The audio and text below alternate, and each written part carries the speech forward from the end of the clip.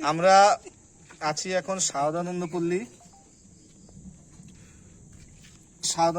ফালাকাটা। এই কুকুরটা CTBT case, cancer হয়েছে ওর। হ্যাঁ, তোর প্রয়োজনীয় ওষুধপত্র চলছে সমস্ত কিছু। দীপঙ্কর আছে, রুবাই বা রোহন, ও ট্রিটমেন্ট করলো, ওকে দিয়েই করাই, ও এই কেসটাতে এক্সপার্ট।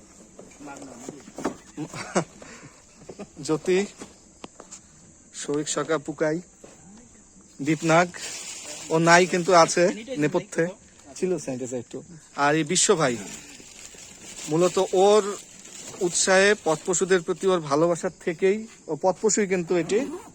তো এই ট্রিটমেন্ট চলছে, আশা করি ও সুস্থ হয়ে উঠবে। তো এই ধরনের আমার যেটা বক্তব্য সেটা হচ্ছে, এই যে এই ধরনের কেস যে, হ্যাঁ, তো সবাই ঘেন্না করে, সবাই ওদেরকে দূর দূর করে ঢিল মারে, কিন্তু এটা ক্যান্সার। মানুষেরও যেরকম হয়, মানুষ যেরকম অসুস্থ হয়, পশুদেরও হয়, কারণ সবই জীব, সবই প্রাণী। তো এদেরকে এরকম অবহেলা করা চলবে না, এদের পাশে থাকুন। এই বিশ্ব ভাইয়ের মতো সাহায্য করুন ওদেরকে। যে রাস্তার পশু বা রাস্তার কুকুর দেখলাম, তাকে আমি ঢিল মারলাম, গরম জল দিলাম, তাকে অত্যাচার করলাম, এগুলো এরা সবাই মানসিক রোগী। যাদের এরকম হয়, সে মানসিক রোগীদের অবশ্যই মেন্টাল ডাক্তার দেখানো উচিত আমার মনে হয়। তো এই যে আছে, সবাই সাহায্য করছে, এই ট্রিটমেন্ট চলছে। ধন্যবাদ। লাভ অ্যানিমেলস, ফালাকাটা।